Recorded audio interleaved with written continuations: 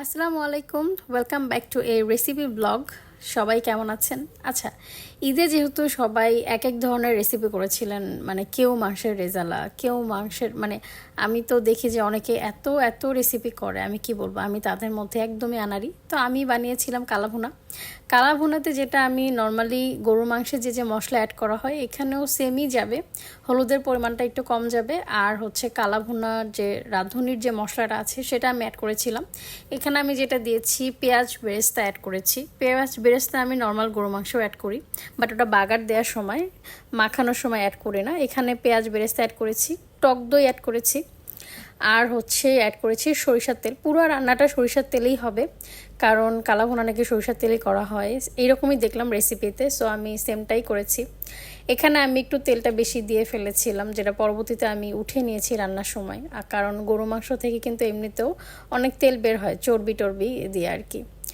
আর মশলার মধ্যে আর কি অ্যাড করেছি এগুলোই ছিল, আর নতুন করে আর মানে অন্য কোনো মশলা না, নর্মাল গরু মাংসের মশলা যা যা অ্যাড করি, আদা বাটা জিরা বাটা এগুলোই অ্যাড করেছি। দেওয়ার পরে সুন্দরভাবে ম্যারিনেট করে আমি এটা এখানে রেখে দিয়েছিলাম মোটামুটি 20 মিনিট। আর ওইদিকে হচ্ছে প্রেশার কুকারে আমি গরু মাংসের আলাদা করে কষানো করেছিলাম, ওইটা করতে বেশি টাইম লাগে না।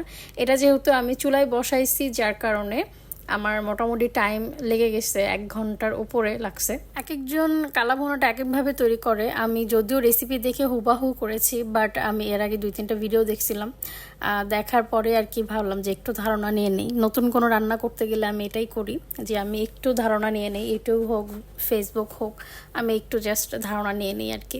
তো এখানে আমি হালকা একটু পানি দিয়ে আমি রান্নাটা বসাই দিছি। বসাই দেওয়ার পর একটু পরপরই নাড়াচাড়া করতেছিলাম। এটা করতে অলমোস্ট 1 ঘন্টার বেশি সময় লাগছে। এখানে যেটা ভুল করছি আমি সেটা হইতেছে যে রসুনটা আমি আগেই দিয়ে দিছি। রসুনটা আসলে একদমই নামানোর আগে আগে দেওয়া লাগতো, তাহলে হয়তো বা ফ্লেভারটা আরও বেশি সুন্দর হতো। আমি এটা প্রথমেই দিয়ে দিছি বোকামো করে, যার কারণে শেষের দিকে রসুনটা একদমই অলমোস্ট মোটামুটি মানে 70% রসুন গলে গিয়েছিল, 30% আর কি পেয়েছি। এটা যদি আমি লাস্টের দিকে দিতাম তাহলে ফ্লেভারটাও সুন্দর আসতো আর সুন্দরভাবে খেতেও পারতাম। যাই হোক, ভুল থেকেই মানুষ শেখে, নেক্সট টাইম এটা আর করবো না আর কি। আর মাংস দেখতেই পাচ্ছেন, এটা হচ্ছে মাঝামাঝি অবস্থায়। যতবারই মনে হচ্ছিল তেল বেশি হয়েছে ততবারই আমি চামচ দিয়ে একটু একটু করে করে তেল উঠাইছি, আর সেই তেলটা দিয়ে পরবর্তীতে আমি ফেলে দিইনি, ওটা দিয়ে সুন্দর করে খিচুড়ি রান্না করা হয়েছিল। গরুর মাংসের তেল বা ঝোল এটা দিয়ে খিচুড়ি রান্না করলে কিন্তু খুবই সুন্দর লাগে, মানে খুবই মজা হয় আর কি। তো এরকম কষাইতে কষাইতে রান্না আমার হয়ে গেল। আর লাস্টে আমি যেটা অ্যাড করলাম সেটা হচ্ছে কালাভুনার যে 3 ভাগের 1 ভাগ মশলাটা রাখতে হয় লাস্টের কালারের জন্য, আমি সেটা দিয়েছি। তার আগে যেটা দিয়েছি আমি হচ্ছে একটু পেঁয়াজ, শুকনা মরিচ আর রসুন দিয়ে আমি বাগার দিয়েছি, মানে ফোড়ন দিয়েছি আর কি। এরপরে আমি হচ্ছে কালাভুনার মশলাটা অ্যাড করেছিলাম, কারণ লাস্টে তো একটা সুন্দর কালার আসবে, মানে কালাভুনার যে অথেন্টিক কালারটা আছে এটা আসার জন্য এই মশলাটা অ্যাড করা হয়। হুবাহু রেসিপি দেখে করেছি, সবাই তো বলছে ভালো হয়েছে, এখন আমি জানি না কেমন হয়েছে।